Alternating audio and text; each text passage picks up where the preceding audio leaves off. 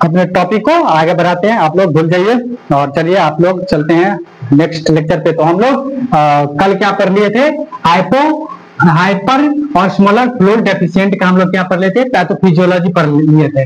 आज हम लोग दूसरा पढ़ेंगे। अभी हम लोग क्या पढ़ रहे हैं, एक्स्ट्रा सेल्युलर फ्लूइड डेफिशिएंट का ही पार्ट पढ़ रहे हैं। पार्ट का भी पार्ट पढ़ लिए थे, उसका पैथोफिजियोलॉजी हम लोग पढ़ रहे हैं। अभी एक्स्ट्रा सेल्युलर ही चल रहा है, एक्स्ट्रा सेल्युलर का फ्लूइड डेफिशिएंट चल रहा है। तो आज हम लोग क्या पढ़ेंगे,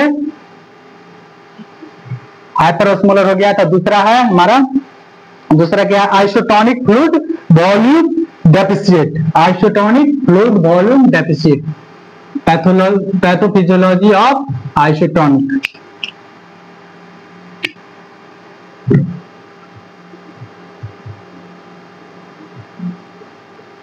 आइसोटोनिक फ्लूइड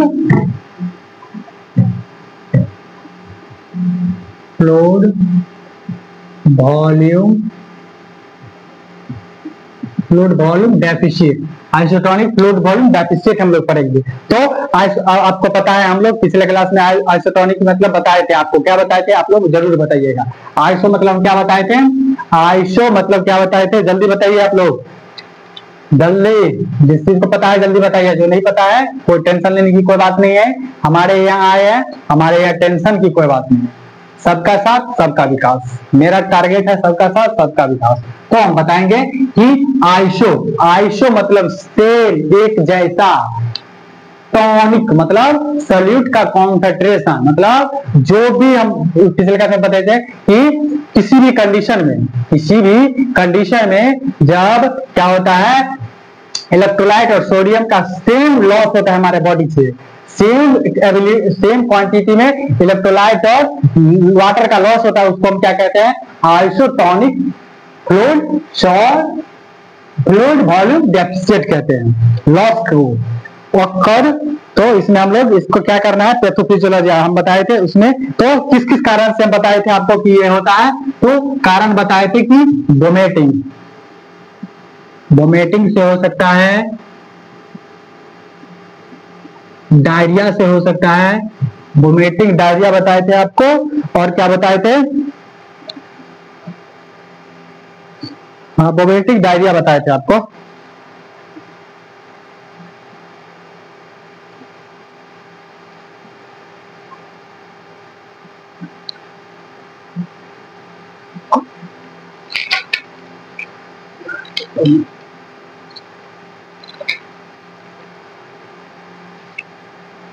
एक मिनट, आइसोटोनिक नहीं, इसको आइसो ऑस्मोलर कर दो, इसको क्या कर दो, आइसो ऑस्मोलर कर दो। आइसोटोनिक नहीं, वो हाइपोटोनिक पढ़ाएंगे, उसमें पढ़ाएंगे हम, इसको हाइपो ऑस्मोलर फ्लो डेफिशिएंट कर दो, आइसो ऑस्मोलर, आइसो ऑस्मोलर कर दो, क्या कर दो, iso osmolar, iso osmolar fluid deficient कर दो इसको। तो ये क्या किस किस वजह से हो रहा था हमारे बॉडी में, वोमिटिंग से हो रहा था, डायरिया से हो रहा था, और हेमरेज से भी हो रहा था, एंड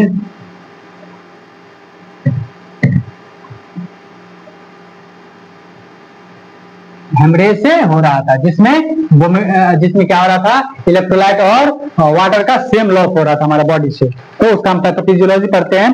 पैथोफिजियोलॉजी में क्या है कि जैसे हो रहा था, उसके बाद क्या हो रहा था कि जब सेम लॉस होता है, सेम लॉस होता है तो क्या होता है, ECF यानी कि एक्स्ट्रा सेलुलर फ्लूइड का वॉल्यूम डिप्लीकेशन हो जाता है, यानी कि कम हो जाता है।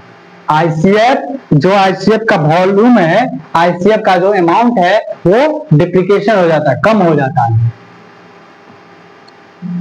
इसमें क्या होता है, कम हो जाता है।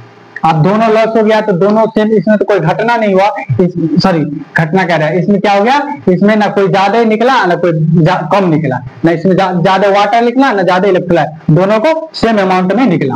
तो इसको हम क्या कहेंगे, ECF वॉल्यूम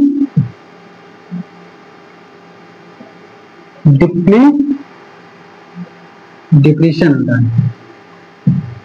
डिप्लीशन हो रहा है, यानी कि कम हो जा रहा है या फिर कम भी हो सकता है डुप्लीकेशन, मतलब कम होना या खत्म हो जाना। तो या तो कम हो रहा है या तो खत्म हो रहा है। खत्म तो नहीं कह सकते हैं, कम कह सकते हैं। खत्म नहीं कह सकते, खत्म होगा तो सीधा कम हो गया। इसलिए वॉल्यूम क्या आ गया, जो इलेक्ट्रोसिलुलर फ्लूइड का जो अमाउंट था कम हो गया, वो क्या हो गया, कम हो गया। कम होने के बाद क्या हो गया, reduction in circulatory volume, blood volume, reduction कमी हो गया सर्कुलेटिंग में, ब्लड वॉल्यूम के सर्कुलेटिंग में क्या हो गया, रिडक्शन हो गया, reduction of circulating, reduction of circulating blood volume, blood मतलब जो ब्लड वॉल्यूम, यानी ब्लड वॉल्यूम मतलब क्या कि जितने भी हमारे अमाउंट में ब्लड है, ब्लड का क्या हो गया, ब्लड का अमाउंट का सर्कुलेटिंग अब हमारे कम हो गया हमारे बॉडी में। किस वजह से कम हो गया, क्योंकि यहाँ पे फ्लूइड ही कम हो गया। फ्लूइड एक्स्ट्रा सेलुलर फ्लूइड का काम हम बताए थे कि यह क्या करता है, ट्रांसपोर्ट का वर्क करता है। अब वही कम हो गया, डिक्लीशन हो गया, कम हो गया, तो हमारे बॉडी में फिर कैसे हमारे ब्लड जो हमारे बॉडी में सर्कुलेट होगा, यानी कि वो भी क्या हो गया, रिडक्शन हो गया, उसका भी क्या हो गया, कमी हो गया। कमी होने के कारण क्या हुआ, देखते हैं आगे। रिडक्शन हो गया, रिडक्शन के कारण क्या हो गया, intravascular and interstitial are equal affected. इसमें क्या हो गया, इंट्रावेनस, इंट्रावेस्कुलर, इंट्रावेस्कुलर जो ब्लड वेसल्स है वो, और एंड इंटरस्टिशियल स्पेस और इंटरस्टिशियल सेल, सेल क्या हो गया, सेल क्या हो गया, इक्वल इफेक्ट किया, दोनों इक्वल इफेक्ट हुआ।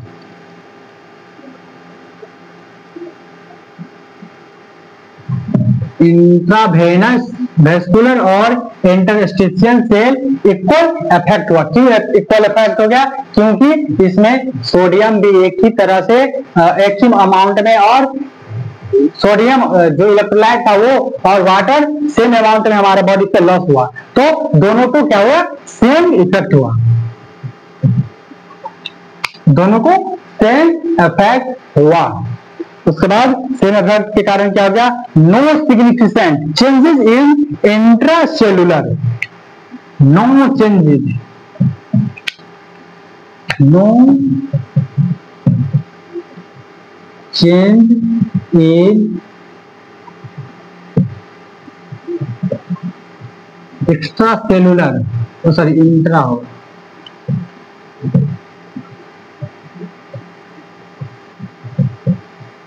इसमें क्या हो गया, इंट्रासेलुलर स्पेस में, इंट्रासेलुलर फ्लूइड में कोई भी चेंज नहीं हुआ।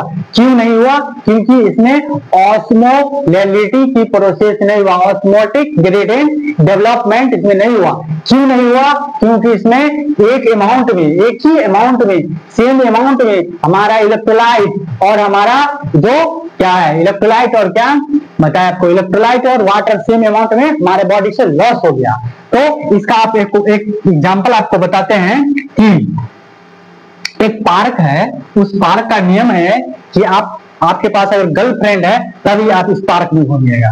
तो क्या क्या, पांच दोस्त अपने गर्लफ्रेंड के साथ घूमने गए, 1 2 3 4 5, क्या क्या, 5 दोस्त आप घूमने गया। किस किस के साथ गया, अपने गर्लफ्रेंड के साथ, अपने गर्लफ्रेंड के साथ गया, अपने गर्लफ्रेंड के साथ कहा गया, पार्क घूमने गया। अब क्या हो गया कि इसमें से क्या हो गया कि दो लड़का का गर्लफ्रेंड क्या किया, घर चल गया। अब क्या हो गया, यह लड़का सिंगल हो गया। अब क्या हो गया, यह लड़का सिंगल हो गया, उसका गर्लफ्रेंड चल गया। अब उस पार्क में क्या है, एक ऐसा सिस्टम है कि अगर आपके पास अगर गर्लफ्रेंड चला गया है तो आप दूसरे वहां से ढूंढ के ले सकते हैं। अब ये लड़का क्या करेगा, इसको ढूंढने जाएगा। ये लड़का क्या करेगा, अब गर्लफ्रेंड, एक नया गर्लफ्रेंड ढूंढने जाएगा उस स्पेस में, वहां पे एक स्पेस बना रहता है, उसमें बहुत से लड़की जो रहते हैं उसमें जाएगा ढूंढने। तो इससे क्या समझे आप कि जो हमारा हाइपर हो रहा था उसमें क्या हो रहा था, हमारे ब्लड क्या हो रहा था, हमारा वाटर का लॉस हो रहा था। अब इलेक्ट्रोलाइट क्या करता था कि वो अपना इलेक्ट्रोलाइट क्या करता है, जो एक्स्ट्रा सेलुलर में जो हमारा वाटर का लॉस हो जा रहा था और इलेक्ट्रोलाइट बचा रह जाता था, वो क्या करता था कि हमारा इंट्रा सेलुलर से क्या करता था, वो वाटर को खींच लेता था। इंट्रा सेलुलर से हमारा वाटर को खींच लेता था। किसमें? हाइपर ऑस्मोलर में। इसमें क्या है, इसमें सेम अमाउंट में लॉस हुआ है। सेम अमाउंट में लॉस हुआ है तो क्या हो गया, सेम अमाउंट में लॉस हो गया तो क्या हो गया, सेम अमाउंट में अगर लॉस हो गया तो इसमें जो इंट्रासेलुलर को इफेक्ट कुछ नहीं पड़ेगा, इंट्रासेलुलर पे इफेक्ट इसलिए नहीं पड़ेगा। तो वही एग्जांपल बता रहे हैं आपको कि 5 लड़का है जो अपने गर्लफ्रेंड के साथ घूमने गया, उस कार का नियम है कि आपके अगर पास गर्लफ्रेंड है तभी आप यहाँ पे रह सकते हैं, बैठ सकते हैं, नहीं आपका अलाउ है। तो क्या हुआ, 5 लड़का घूमने गया अपने गर्लफ्रेंड के साथ, उसका 2 का गर्लफ्रेंड क्या, 2 लड़का क्या किया, उस 2 लड़का क्या किया, किसी काम से चला गया। 2 लड़का क्या किया, किसी काम से चला गया। अब दोनों लड़की जो बच गई, दोनों लड़की बच गई, उस पार का ये भी नियम है कि अगर आप एंट्री कर गए हैं, आपके पास अगर गर्लफ्रेंड कोई वजह से चला गया है, बॉयफ्रेंड, तो आप दूसरे गर्लफ्रेंड को आप अपना बना सकते हैं। तो उसके लिए एक स्पेस है, वहां जाकर ढूंढ के लाइए। तो वहां ढूंढ के लाइए। तो वही काम क्या कर रहा था, हाइपर कर रहा था। हाइपर में जो हमारा वाटर का लॉस हो गया, यानी कि बॉयफ्रेंड जो इसका चला गया, तो वहां पे क्या हो गया, वाटर का लॉस हो गया। अब जो इलेक्ट्रोलाइट बचा, यानी कि जो लड़की बचा हुआ है, जो लड़की यहाँ पे बचा हुआ है, अब वो क्या करेगा, ढूंढेगा। किसको ढूंढेगा, एक बॉयफ्रेंड को ढूंढेगा अपने अपने लिए। दोनों क्या करेगा, बॉयफ्रेंड को ढूंढेगा तभी तो यहाँ पे एडजस्ट कर पाएगा, नहीं तो उसका टाइम आउट होगा, उसको बाहर कर देगा। आप जाइए, आप तुम्हारा अलाउ नहीं है इसमें। तो ये ढूंढेगा, वही क्या कर रहा था, वहां पे इलेक्ट्रोलाइट जो है, जो सोडियम बचा हुआ था बाहर में एक्स्ट्रा सेलुलर में, वो क्या कर रहा था, इसमें से वाटर को खींच रहा था, इंट्रा सेलुलर में से खींच रहा था, जिसमें सेल सिकुड़ रहा था। अब यहाँ पे क्या हो रहा है, जब दोनों अमाउंट सेम में हो रहा है, अब दोनों अमाउंट सेम में इफेक्टेड हो रहा है, मतलब लॉस हो रहा है इंट्रा सेलुलर एक्स्ट्रा सेलुलर, तो इंट्रा सेलुलर पर कोई इफेक्ट नहीं पड़ेगा। तो आप बता दें कि अगर अब क्या हुआ, अब क्या होगा कि अब क्या होगा, अब क्या हो गया कि अब इस घटना में क्या होगा कि जब 5 दोस्त गया है अपने गर्लफ्रेंड के साथ घूमने, अब क्या हो गया कि इस दोनों बॉयफ्रेंड को इसके गर्लफ्रेंड को इसके गर्लफ्रेंड को क्या हो गया, भूख लगी, चारों को भूख लगी एक साथ। अब ये चारों क्या किया, एक होटल में गया खाने के लिए, एक होटल में चला गया खाने के लिए चला गया। तो क्या हो गया, यहाँ पे क्या हो गया, दोनों का लॉस हो गया। क्या हो गया, दोनों का सेम तरह, दोनों सेम गया। अब न यहाँ पर सिंगल बॉयफ्रेंड बचा, नहीं सिंगल गर्लफ्रेंड बचा, यहाँ पर कोई बचे भी नहीं गया। तो इसको कुछ जरूरी है, तब यहाँ इसका जरूरी नहीं पड़ेगा, इसका जरूरी पड़ेगा, तब उस स्पेस का जरूरी पड़ेगा, उस गर्लफ्रेंड का जरूरी पड़ेगा जिसका जरूरी उस समय पड़ रहा था, क्योंकि उसका बॉयफ्रेंड चला गया था, सिर्फ गर्लफ्रेंड बचा था। तो उसको यहाँ पे सिंगल अलाउ नहीं था, तो वो क्या किया, खोजा। लेकिन यहाँ तो दोनों साथ में गया अपने बॉयफ्रेंड के साथ, वो अपने बॉयफ्रेंड के साथ में गया। तो इस लड़की का जरूरी पड़ेगा, यहाँ पे नहीं पड़ेगा। तो उसी तरह यहाँ पे कोई इफेक्ट नहीं पड़ा। यहाँ पे उसी तरह यहाँ पे जब दोनों का लॉस सेम हो रहा है तो इंट्रासेलुलर पर कोई इफेक्ट नहीं पड़ेगा। उसी तरह जब दोनों बॉयफ्रेंड चारों गया, तो यहाँ पे इसका कोई जरूरी नहीं, यहाँ पे अपना तीनों है, तो ये तीनों क्या कर रहा है, अपना बातचीत कर रहा है, एडजस्ट हो रहा है, क्योंकि तीनों के पास अपना गर्लफ्रेंड बॉयफ्रेंड है, तो एडजस्ट कर लिया, इसको कोई इफेक्ट नहीं पड़ेगा। फिर ये क्या कर रहा है, ये दोनों सेम है, दोनों के पास एक गर्लफ्रेंड बॉयफ्रेंड है, ये दोनों अपना गया होटल में खाने। तो इस तीनों को क्या पड़ेगा, इस पे कोई इफेक्ट नहीं पड़ेगा। इस तीनों को इस गर्लफ्रेंड पे क्यों कुछ नहीं इफेक्ट पड़ेगा, क्योंकि इस तीनों के पास अपने हैं, इसके पास भी अपने हैं, तो इस पे कोई प्रभाव नहीं पड़ेगा। इसका लोभ कोई ये सब क्या करेगा, इसका लोभ कुछ नहीं करेगा। अब हमको इसका कोई जरूरी नहीं है।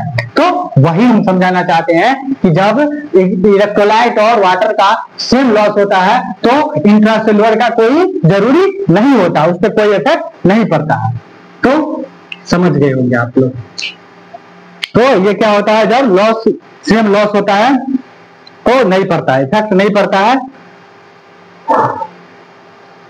तो वही हम समझा रहे थे आपको। ये तो इंट्रासेलुलर पे कोई इफेक्ट नहीं पड़ता है। अब इस pathological physiology of high smaller, तो आप लोग इसको समझ गए होंगे अच्छी तरह से। चलिए अब आगे चलते हैं हम लोग।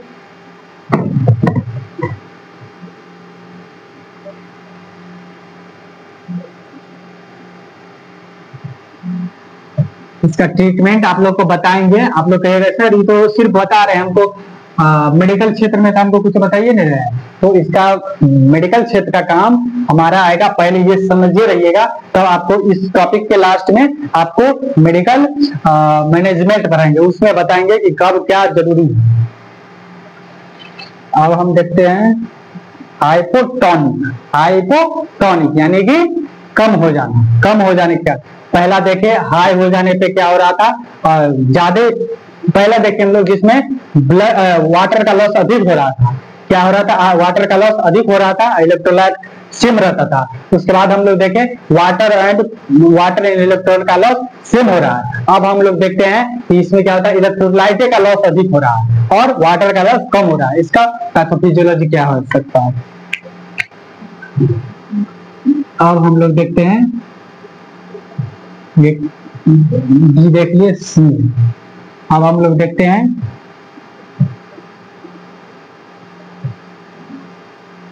हाइपोटोनिक। हाइपोटोनिक, हाइपोटोनिक का मतलब आपको हम बताए थे कि हाइपो मतलब कम हुआ और टोनिक मतलब हो गया सोल्यूट का कॉन्सेंट्रेशन। सोल्यूट कम जा रहा था, सोल्यूट क्या हो रहा था, कम जा रहा था। तो इसमें देखते हैं हाइपोटोनिक फ्लूइड डेफिशिएंट में क्या है, cause of hypotonic fluid loss. Hypotonic fluid loss का कारण हमने आपको कल बताया था कि किस वजह से हो रहा था। जैसे बर्न की वजह से हो रहा था, यानी जल जाने से, और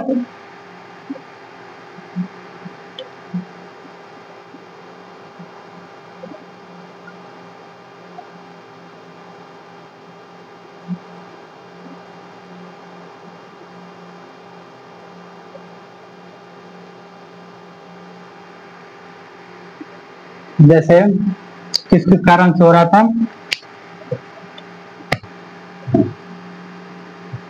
बर्न जलने से हो रहा था, renal diseases, renal diseases kidney के बीमारी से हो रहा था, या डायरेटिक्स के यानी कि कोई मेडिसिन लेने से, ये सब। तो ये हम आपको एग्जांपल बताते थे, उसी पे हम बता देते हैं। तो इसमें क्या हो रहा है, जब इसमें क्या कंडीशन है, हाइपोटोनिक में क्या है, इसमें इलेक्ट्रोलाइट का लॉस अधिक हो रहा है वाटर के तुलना में। तो क्या होता है, ESF extra cellular fluid sodium loss करता है मोर देन वाटर। इसमें क्या हो रहा है कि इसमें क्या हो रहा है, इलेक्ट्रोलाइट का लॉस हो रहा है।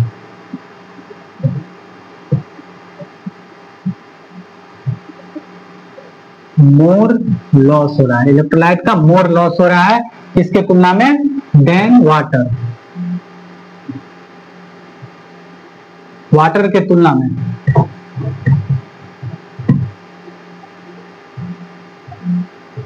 देन वाटर के तुलना में इलेक्ट्रोलाइट का लॉस अधिक हो रहा है, इलेक्ट्रोलाइट का लॉस अधिक हो रहा है, सॉरी, यानी कि वाटर यहाँ पे इंक्रीज है, बढ़ा हुआ है। तो क्या होता है, जब ऐसा होता है तो sodium is the main solute of extra cellular fluid. Sodium क्या है, मेन सॉल्यूट है। सोडियम क्या है, मेन सॉल्यूट है। Sodium main solute of extra cellular fluid. Extra cellular fluid का सोडियम क्या है, मेन सॉल्यूट है। लॉस ऑफ सोडियम रिड्यूस करता है ECF एक्स्ट्रा सेलुलर ऑस्मोलैलिटी को। इसके लॉस होने से, सोडियम के लॉस होने से क्या होता है,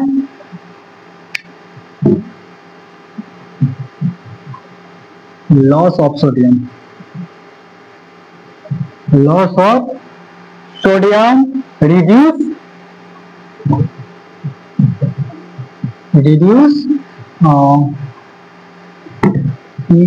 extra cellular fluid osmolality.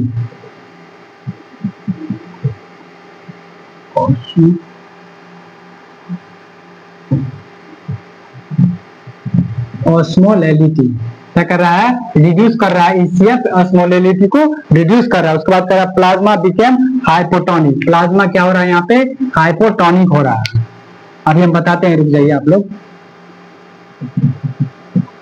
Plasma hypotonic, plasma क्या हो रहा है, हाइपोटोनिक हो रहा है, हाइपोटोनिक। उसके बाद क्या है, due to osmotic gradient, due to यहाँ पे क्या हो रहा है, फिर ऑस्मोटिक ग्रेडियंट डेवलप हो रहा है, ड्यू टू ऑस्मोटिक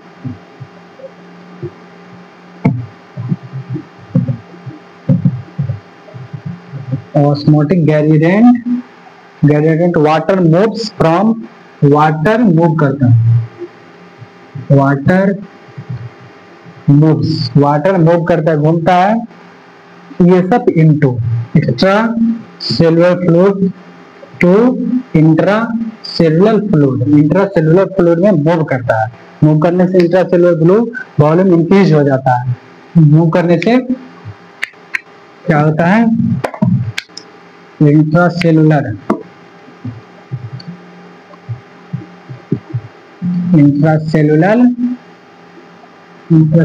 का वॉल्यूम इंक्रीज हो रहा है, इंक्रीज से सेल स्वेल हो रहा है।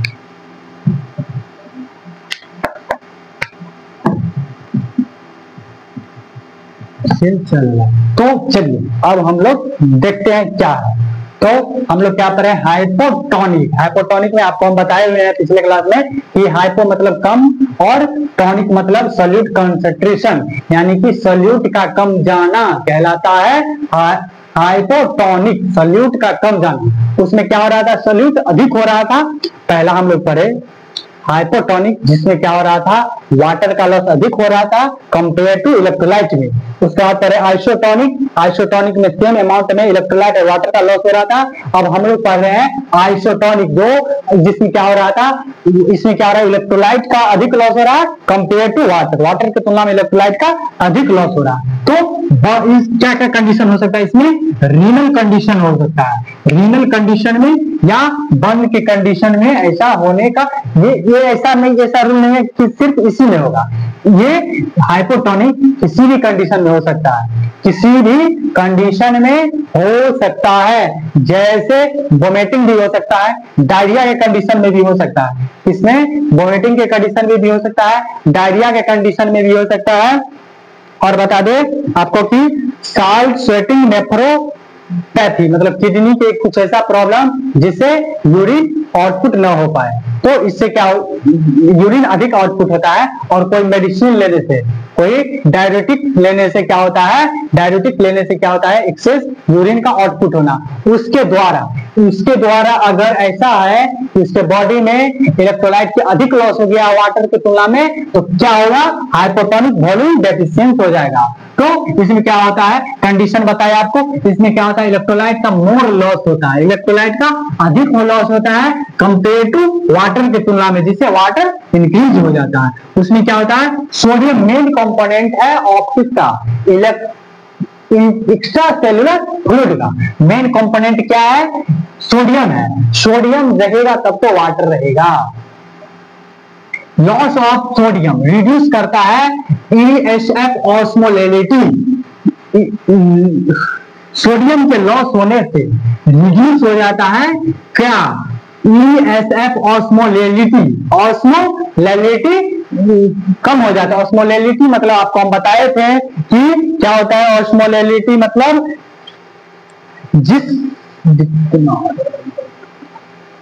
ऑस्मोलैलिटी मतलब बताए थे कि जहां पे जितना ज्यादा उसमें सॉल्यूट रहेगा उसका उतना ज्यादा ऑस्मोलैलिटी होगा। मान लेते हैं कि इसमें जितना सॉल्यूट है उससे ज्यादा क्या है, जितना वाटर है उससे ज्यादा इसमें सॉल्यूट है, और इसमें मान लेते हैं कि इसमें क्या है, सॉल्यूट कम है, यहाँ पे क्या हो रहा है, सॉल्यूट कम हो रहा है और वाटर क्या है, अधिक है। इसमें वाटर कम है और सॉल्यूट अधिक है, इसका ऑस्मोमोलिटी इंक्रीज है, हाई है। इसमें क्या है कि वाटर कम है, वाटर अधिक है और सॉल्यूट कम है, यानी कि सोडियम कम है, तो इसका ऑस्मोमोलिटी क्या होगा, कम हो गया, यानी कि रिड्यूस हो गया। रिड्यूस होने के कारण प्लाज्मा हाइपोटोनिक हो जाता है। प्लाज्मा क्या हो जाता है, हाइपोटोनिक, हाइपोटोनिक हो जाता है। प्लाज्मा क्या हो जाता है, हाइपोटोनिक हो जाता है। हाइपोटोनिक मतलब क्या हो गया कि इलेक्ट्रोलाइट अधिक होना और वाटर कम होना।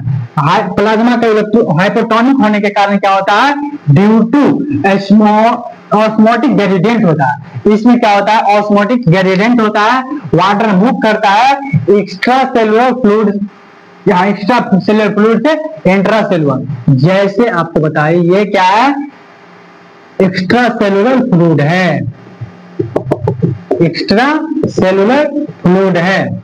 अब क्या होता है इसमें ऑस्मोटिक ग्रेडियंट होने के कारण ये क्या है कि इसमें क्या हो गया है, यहाँ पे क्या हो गया, वाटर का लॉस अधिक हो गया, सॉरी इसमें सिर्फ वाटर है, इसमें सिर्फ वाटर है। अब इसमें क्या इलेक्ट्रोलाइट इसमें नहीं है, एक्स्ट्रा सेलुलर इसमें क्या है, इलेक्ट्रोलाइट नहीं है।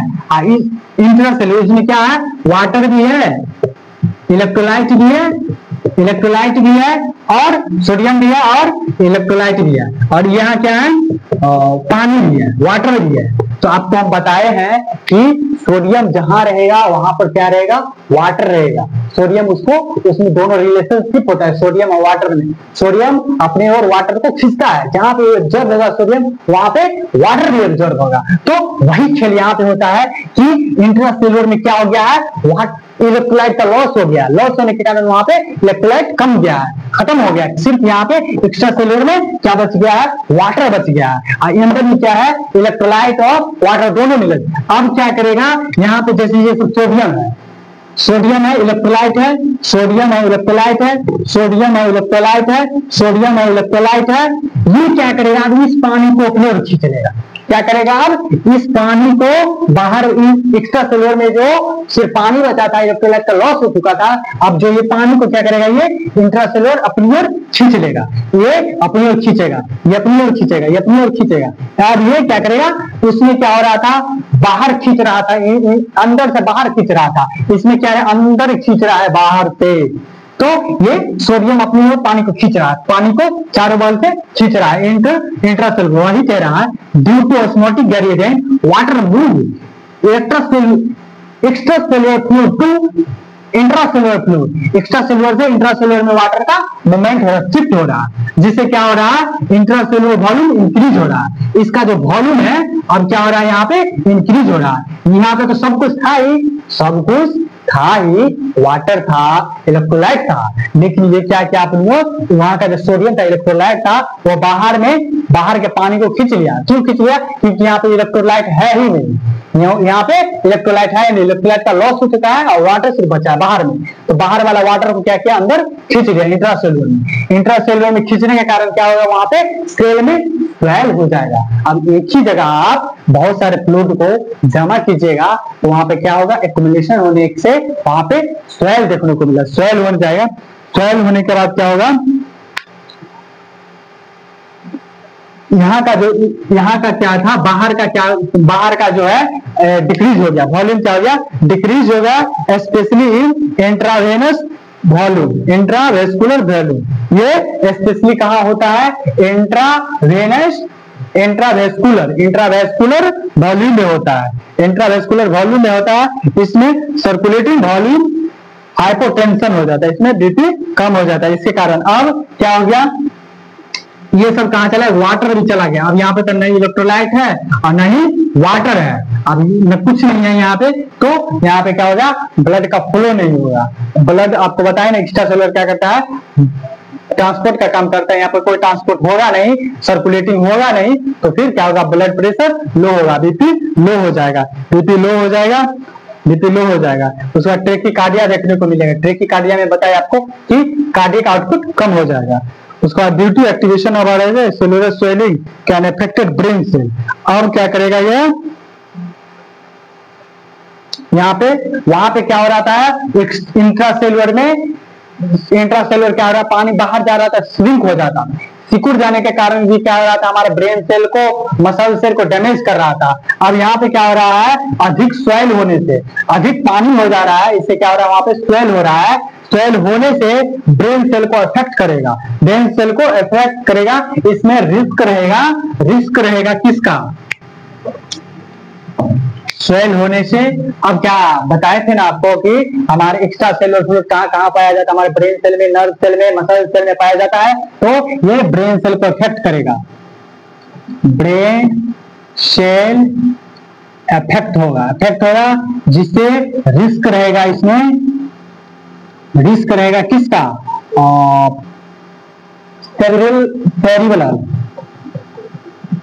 सेरिब्रल इडिमा का। अब एक ही जगह यहाँ पे क्या हो रहा है, शरीर पानी, वहां पे जाकर फ्लूइड क्या हो रहा है, जमा हो रहा है, जिससे स्वेल हो रहा है।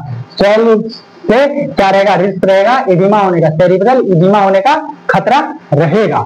तो आशा है कि आप लोग बेहतरीन ढंग से आप लोग इस पैथोफिजियोलॉजी को समझ गए होंगे। अब हम लोग इसका अगर आगे दो क्लास के बाद हम लोग पढ़ेंगे मेडिकल मैनेजमेंट, उसमें हम बेहतरीन ढंग से आपको पढ़ाएंगे कि इसका ट्रीटमेंट कैसे किया जाएगा, उसको कैसे मैनेजमेंट किया जाएगा। जब इस तरह का पेशेंट आएगा तो किस तरह से मैनेजमेंट करेंगे, अगर उस तरह का पेशेंट आएगा तो किस तरह से मैनेजमेंट करेंगे, वो हम लोग अगले क्लास में देखेंगे।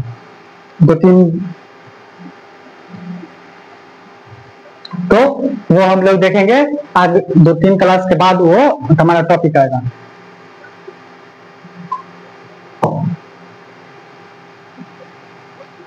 अब हम लोग देखते हैं कि एक्स्ट्रा सेलुलर फ्लूइड वॉल्यूम का डिफिसिट का क्या क्या कारण हो सकता है, इटियोलॉजी देखते हैं हम लोग।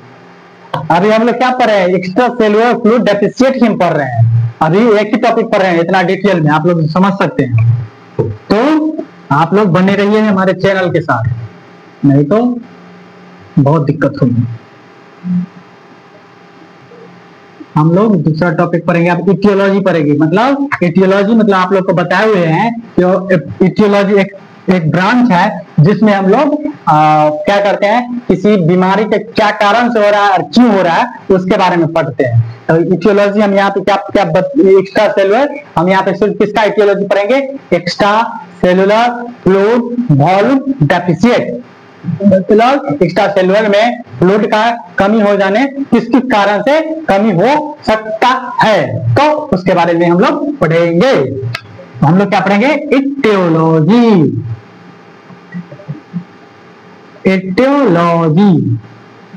इटियोलॉजी इसका पढ़ रहे हैं हम ECFD। फुल फॉर्म आप लोग को पता होना चाहिए, एक्स्ट्रा सेलुलर फ्लूइड डेफिसिट। तो क्या क्या हो सकता है, रिस्क। पहला हम लोग पढ़ेंगे रिस्क फैक्टर। रिस्क फैक्टर क्या क्या हो सकता है, हाई रिस्क,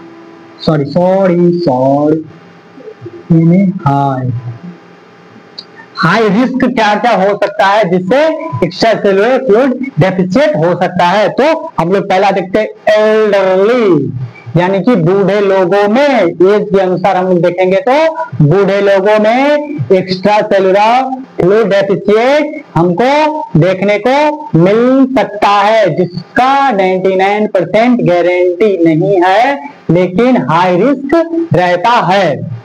तो एल्डरी में कैसे, क्योंकि एल्डर व्यक्ति में धीरे धीरे उसके जो ब्लड, उसका जो बॉडी का कैपेसिटी, उसके सेल का कैपेसिटी, उसके ऑर्गन का कैपेसिटी धीरे धीरे धीरे धीरे क्या होता है, कम होता है। कम होने के कारण क्या करता है, वो उसका सेल और बॉडी उसको अच्छे से वाटर, अब सेल कम हो गया, उसका वर्क कम हो जाता है, उसके कारण उसको क्या हो सकता है, रिस्क, हाई रिस्क हो सकता है। किसका, फ्लूइड का, डेफिशिएंसी का, तो कम हो जाता है।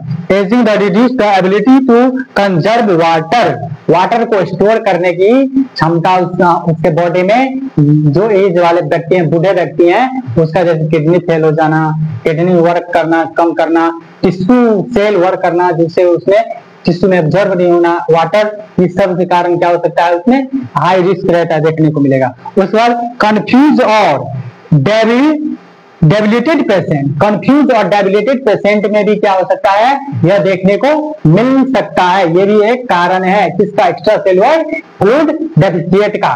तो पहला देखें क्या कारण, एल्डरली बूढ़े लोग में, और दूसरा देख ले कंफ्यूज और डेबिलिटेड पेशेंट। मतलब कंफ्यूज मतलब आप किसी पेशेंट में कंफ्यूजन रहेगा कि उसको प्यास उसको कोई मतलब कोई काम करने में हर एक चीज में कंफ्यूजन, अब प्यास भी लगा हुआ है तो वो सोच रहा है कि पानी पिए या नहीं पिए, खाना खाए, भूख लगा हुआ पूछ रहे, कंफ्यूज है कि हम खाना खाए या ना खाए। तो इससे भी क्या हो सकता है, उसके बॉडी में डिफिशियंसी हो सकता है कंफ्यूजन के कारण। और डेबिलिटेड पेशेंट, डेबिलिटेड पेशेंट मतलब क्या, जो वीक पेशेंट है, कमजोर है, जिसका पुअर हेल्थ है, उसके कारण भी क्या हो सकता है, डेफिशिएट, कमी हो सकता है किसका, वाटर का, फ्लूइड का। तो may have the decreased ability to express thirst or excess fluid।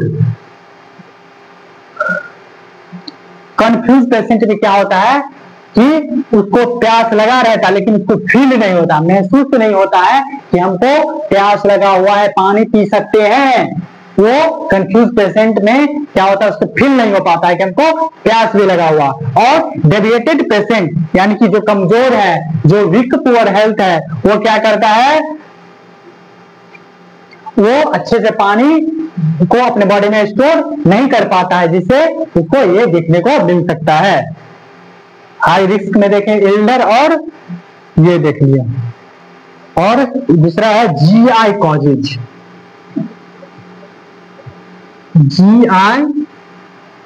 GI के कारण मतलब गैस्ट्रो इंटेस्टाइनल के कारण। गैस्ट्रो इंटेस्टाइनल के कारण क्या क्या कैसे कैसे देखने को मिलेगा, जैसे वोमिटिंग एंड डायरिया। किसी पेशेंट में अगर वोमिटिंग डायरिया हो रहा है तो वो कहां से हो रहा है, जीआई ट्रैक्ट से हो रहा है।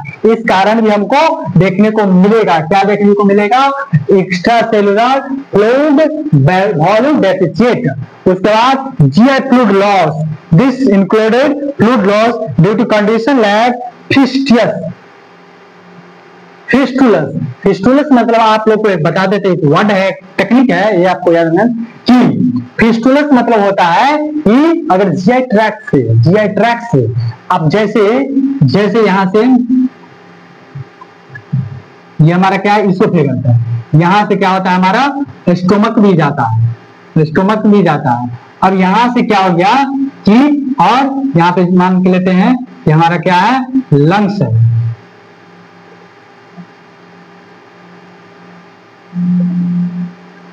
क्या है, लंग्स है। अब किसी कारणवश इसोफेगस का नली ट्यूब क्या हो गया, डैमेज होके क्या हो गया, वो क्या मिल गया हमारे लंग्स में मिल गया, क्या मिल गया, हमारे लंग्स में मिल गया। उस वजह से जो हम खाएंगे वो कहाँ चला जाएगा, लंग्स में चला जाएगा, लंग्स में जो पानी पिएंगे हमारा लंग्स में चला जाएगा। इस वजह से भी क्या हो सकता है, एक्स्ट्रा सेलुलर फ्लूइड डेफिशिएट हो सकता है। तो फिस्टुल्स मतलब आपको हम एक टर्म था वो हम बता दें, फिस्टुल्स मतलब कहीं भी हमारे बॉडी में हो सकता है, जो जिसका एक ऑर्गन से दूसरे ऑर्गन में कनेक्ट हो जाना। जैसे बताए ना आपको कि हमारा इसोफेगस जो भोजन को लेके जाता है स्टोमक में, उसका ट्यूब क्या हो गया, जुड़ गया हमारे इससे, लंग्स से जुड़ गया, तो इस कारण भी हो सकता है। उसके बाद क्या है, blood loss and difficulty and swelling, blood loss के कारण भी हो सकता है, blood loss, difficulty in swelling, किसी चीज को निगलने में, ब्लड लॉस। अगर ब्लड लॉस हो गया तो उसके कारण भी एक्स्ट्रा सेलुलर फ्लूइड डेफिशिएंसी को देखने को मिलेगा। और क्या, डिफिकल्टी एंड स्वेलिंग, और कोई पानी निगल नहीं पा रहा है, कोई फ्लूइड ले नहीं पा रहा है माउथ से, तो उसमें भी देखने को मिलेगा। जैसे हेमरेज में हो गया, हेमरेज होने से ब्लड लॉस हो जाता है तो उसमें कमी हो जाएगा। उसके बाद डायफेजिया में क्या होता है, डिफिकल्टी इन स्वेलिंग, किसी चीज को फ्लूइड को निगलने में उसको डिफिकल्ट होना, इससे हो सकता है। उसके बाद है सोडियम लॉस, रीनल डिजीजेज के कारण क्या होता है, condition like salt wasting, salt waste हो जाता है नेफ्रोफाइसिस के कारण, मतलब कि एबनॉर्मल और डैमेज किडनी फंक्शन, या तो एबनॉर्मल होगा या किडनी फंक्शन डैमेज होगा, उसके कारण क्या होगा, साल्ट का वेस्ट होगा, सोडियम का वेस्ट होगा, सोडियम का लॉस होगा। इससे हम लोग में देखने को मिल सकता है extra cellular fluid deficiency.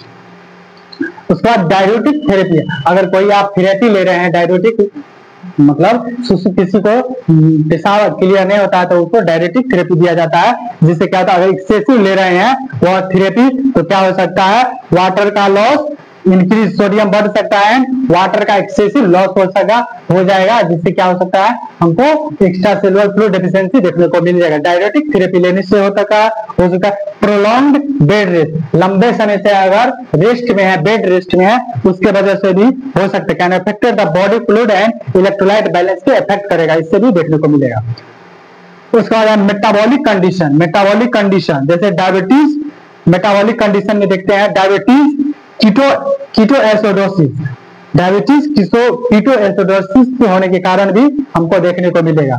Metabolic condition में कीटोएसिडोसिस क्या है, ketone accumulate inside in blood to make blood pH acidic, मतलब कीटोन जो है क्या करता है, वो हमारे ब्लड में क्या करता है, हमारे कीटोन ब्लड में एक्युमुलेट कर देते, एक्युमुलेशन हो जाता है ब्लड का, कीटोन का हमारे ब्लड में, यानी कि वो ब्लड में एक्युमुलेट हो जाता, जम जाता है, जमने के कारण क्या करता है, वो पीएच को, हमारे बॉडी के ब्लड के पीएच को क्या बना देता है, एसिडिक बना देता है, एसिडिक बना देता है, इसके कारण हो सकता है।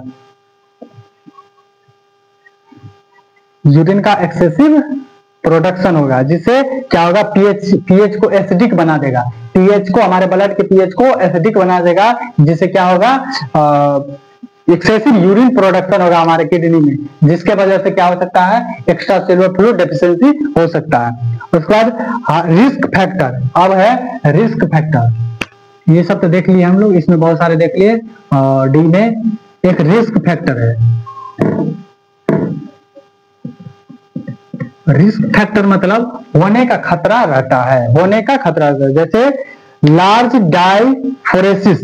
डायफ्रोसिस मतलब कि एक्सेसिव स्वीटिंग, एक्सेसिव अगर स्वीटिंग हो रहा है उसके वजह से भी हो सकता है increase fluid secretion through the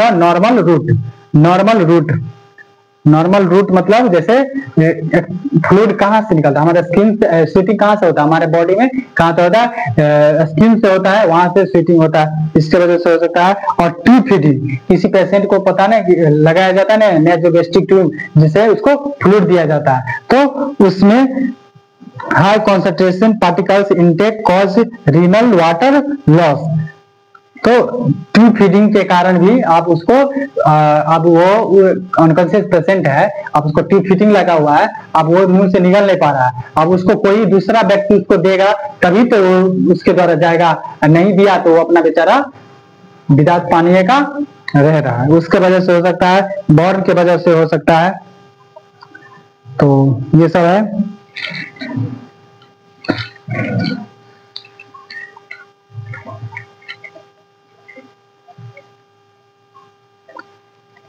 इसमें एक और क्लास लगेगा आपका, तो हमारा क्या होगा, खत्म हो जाएगा। कौन खत्म हो जाएगा, एक्स्ट्रा सेलुलर फ्लूइड डेफिशिएंट खत्म हो जाएगा। क्या होगा, एक्स्ट्रा सेलुलर डेफिशिएंट खत्म हो जाएगा। एक क्लास और लगेगा, उसके बाद खत्म हो जाएगा। उसके बाद हम लोग दूसरा पार्ट पढ़ेंगे, किसका, फ्लूइड बैलेंस का, फ्लूइड इम्बैलेंस का दूसरा पार्ट पढ़ेंगे।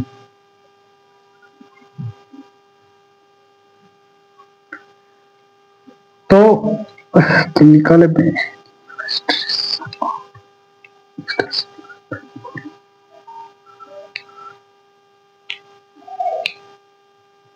तो इसका दूसरा टॉपिक इसका बता देते हैं हम। दूसरा टॉपिक तो हम लोग इटियोलॉजी खत्म कर दिए। क्या कर दिए, इटियोलॉजी, कारण को खत्म कर दिए, किस किस कारण से हो सकता था वो हमने देख लिया। उसके बाद clinical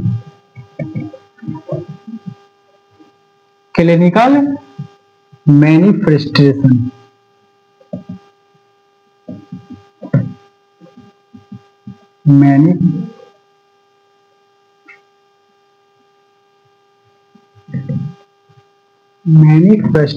clinical manifestation of extra cellular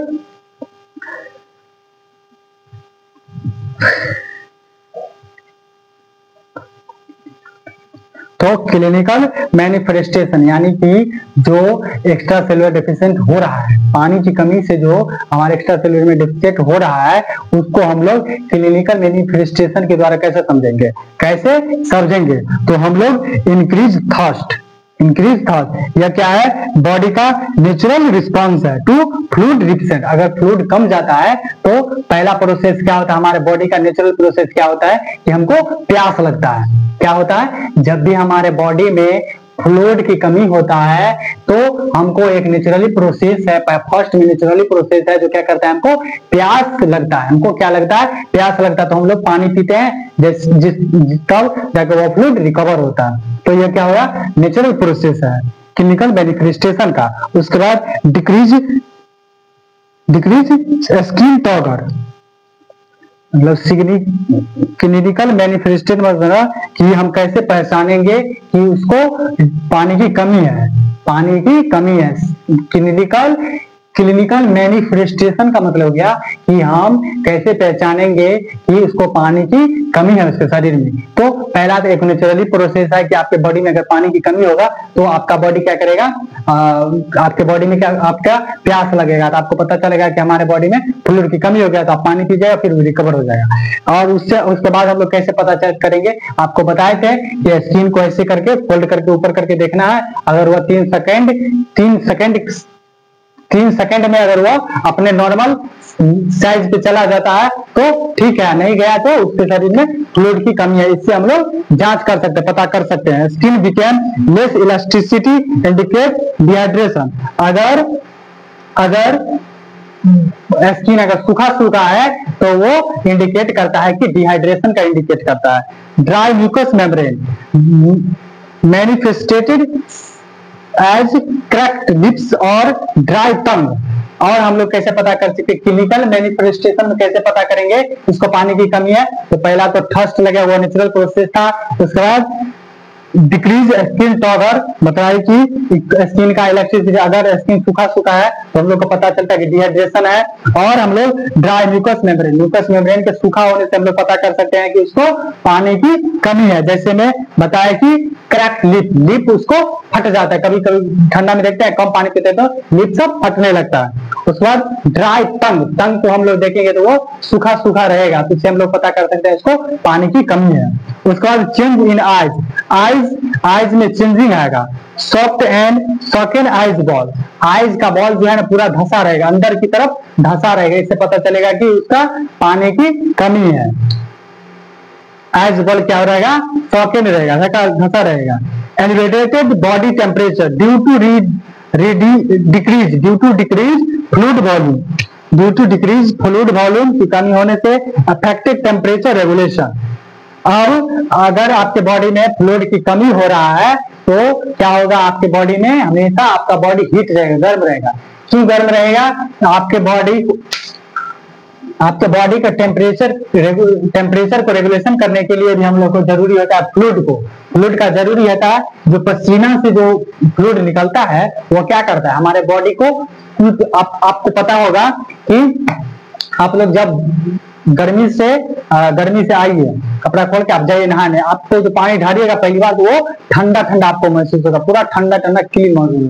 चाहे धूप से आप किसी पेड़ के छांव में जाइए, आपको ठंडा मिलेगा, ठंडापन पूरा कूल महसूस होगा।